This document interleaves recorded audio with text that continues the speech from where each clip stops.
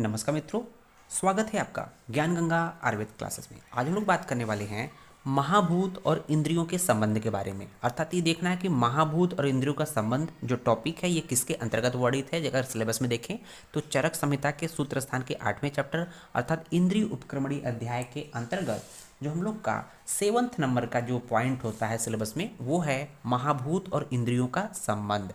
तो इसके बारे में चरक ने क्या बात कही है, किस तरह से इंद्रियों का और महाभूत का आपस में संबंध होता है, किस तरह से इंद्रियां अपने विषयों अर्थात अर्थों को ग्रहण करती है, क्यों पर्टिकुलर इंद्रिय अपने पर्टिकुलर अर्थ या विषय को ही ग्रहण करती है, इसके बारे में बात करेंगे। तो हम लोग बात करेंगे अकॉर्डिंग टू चरक बात करेंगे। तो हम लोग जानते हैं कि इंद्रियों की संख्या, तो हम लोग यहाँ पर एक हम टेबल बनाएंगे, छोटा सा टेबल बनाएंगे। यहाँ देख रहे होंगे हम लोगों ने 3 पॉइंट लिखा है हॉरिजॉन्टल रो में।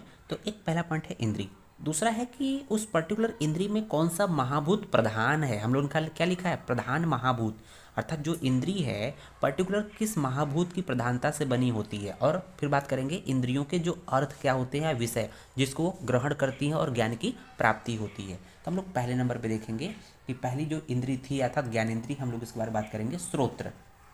देखेंगे श्रोत्र, श्रोत्र जो इंद्री है अर्थात ज्ञानेंद्री है, इसका जो देखा जाए दूसरे नंबर पे देखेंगे हम लोग श्रोत्र जो इंद्री है। उसके बाद दूसरे नंबर पे स्पर्शन, स्पर्शन। और तीसरे नंबर पे देखेंगे हम लोग चक्षु, चक्षु इंद्री। और चौथे नंबर पे देखेंगे रसन, रसनेन्द्री जिसको बोलते हैं। 5वें नंबर पे देखेंगे घ्राण, है ना। तो ये मुख्यतः 5 ज्ञानेंद्रियां हैं।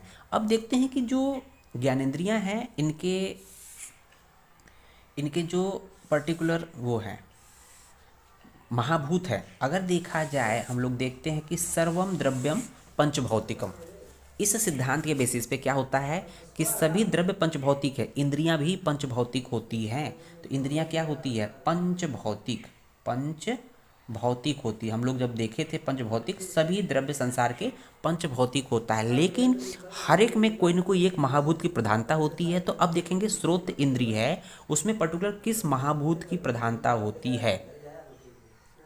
तो इसमें देखेंगे स्रोत इंद्रिय में आकाश महाभूत की प्रधानता होती है। किसकी प्रधानता है, आकाश महाभूत की। और स्पर्शन जो इंद्री होती है जो कि त्वचा में स्थित होती है, इसमें किस महाभूत की प्रधानता होती है, इसमें होती है वायु महाभूत की प्रधानता होती है। और चक्षु जो इंद्री होती है जिससे हम लोग कोई चीज़ देखते हैं, रूप का दर्शन होता है, इसमें हम लोग देखेंगे तो यहाँ पर तेज महाभूत की प्रधानता होती है। तेज, तेज मतलब अग्नि, तेज का मतलब अग्नि, ठीक है ना।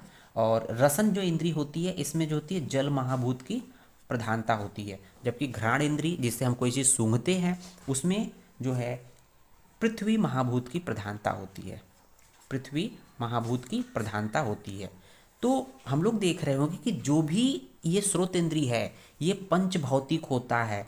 स्पर्शन इंद्री होता है ये भी पंचभौतिक होता है, चक्षु इंद्री है ये भी पंचभौतिक है, और रसन इंद्री है ये भी पंचभौतिक होता है, घ्राण इंद्री ये भी पंचभौतिक। अर्थात इस स्रोत इंद्री में ये 5 महाभूत पाए जाते हैं।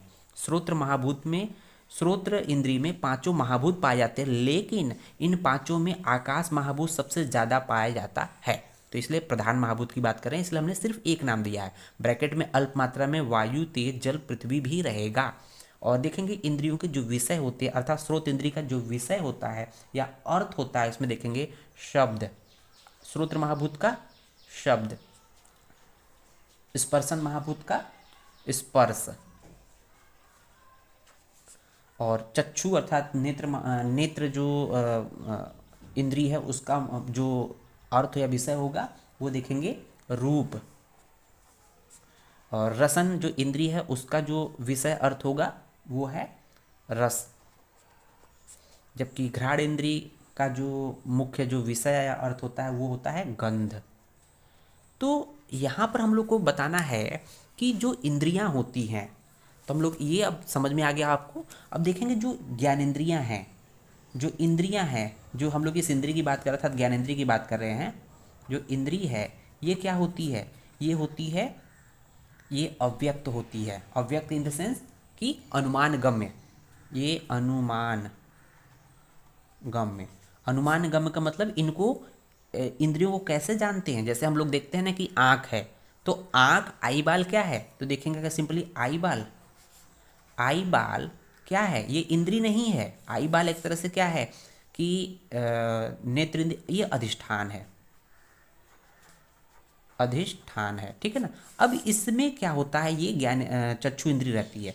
तो इस आई बाल में क्या रहती है, चक्षु इंद्री, चक्षु इंद्री रहती है। इस आई बाल में अधिष्ठान अर्थात उपस्थित रहती है।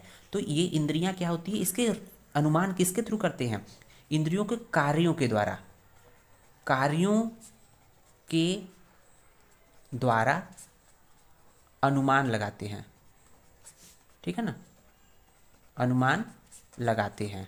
तो इंद्रियों को डायरेक्ट हम लोग नहीं देख सकते हैं, लेकिन उनके कार्यों के द्वारा, जैसे आँख का क्या काम है, देखना।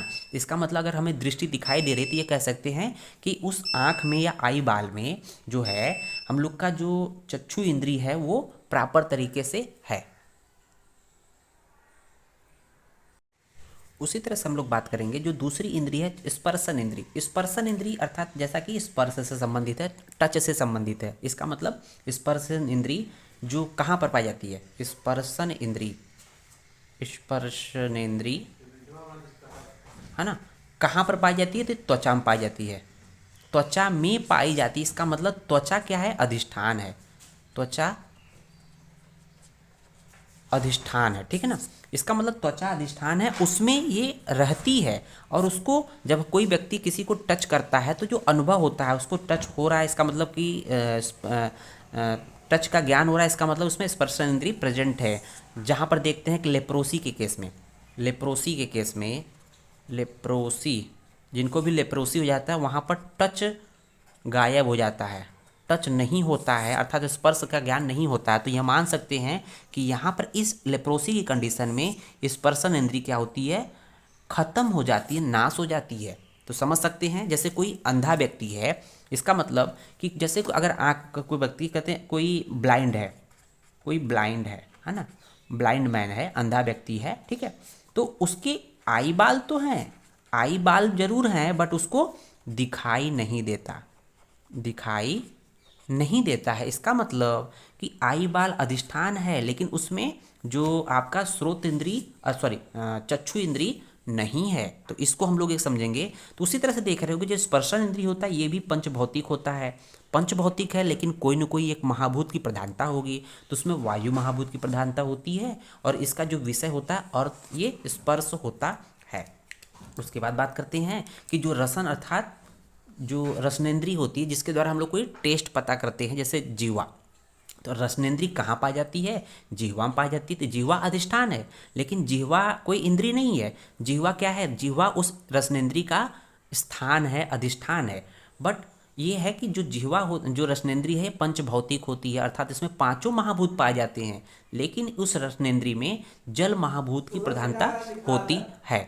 उसके बाद देखेंगे हम लोग घ्राण। घ्राण अर्थात जो सूंघने के कार्य करती है, जो इंद्रिय सूंघने का काम करती है, उसको घ्राण इंद्रिय बोलते हैं। ये भी पंचभौतिक होती है, और देखा जाए तो उसमें भी आकाश, वायु, अग्नि, जल, पृथ्वी, ये पांचों महाभूत रहते हैं। इस घ्राण जो जिनसे बना होता है, इस पांचों महाभूत से बना है, लेकिन इस घ्राण इंद्रिय जिसके थ्रू हम लोग सूंघने का काम करते हैं, उसमें पृथ्वी महाभूत की प्रधानता होती है। तो यहाँ पर हम लोगों ने प्रधान महाभूत की बात किया है। अगर देखा जाए तो हर एक द्रव्य पंचभौतिक होता है। इसके बाद देखेंगे आचार्य चरक ने इंद्रियों को क्या बोला है, विभु बोला है। ध्यान दीजिएगा, विभु बोला, अर्थात विभु मतलब शक्ति संपन्न होती है। तो अर्थात विभु होने की वजह के कारण इंद्रियां अपने विषयों को ग्रहण करती हैं। तो इंद्रियां जो होती है अपने विषयों को किन वजह से ग्रहण करती है, विभु होने के कारण। विभु मतलब उनके अंदर शक्ति होती है, नहीं तो क्या करती, ये किसी और को भी ग्रहण कर सकते थे, लेकिन ये जो घ्राण इंद्रिय है वो गंध को ग्रहण करती है, रसन इंद्रिय है जो रस को ग्रहण करती है, चक्षु इंद्रिय जो होती है रूप का ग्रहण करती है, स्पर्श इंद्रिय जो होती है स्पर्श का ग्रहण करती है, जो श्रोत्र इंद्रिय होती है शब्द का ग्रहण करती है। और दूसरा पॉइंट बोला अनुमान गम्य, अर्थात इनको हम लोग डायरेक्ट नहीं देख सकते हैं, इनको हम कार्यों के द्वारा अनुमान लगा सकते हैं कि पर्टिकुलर ये कार्य है तो ये इस इंद्रिय का कार्य है। उम्मीद है वीडियो समझ में आया होगा।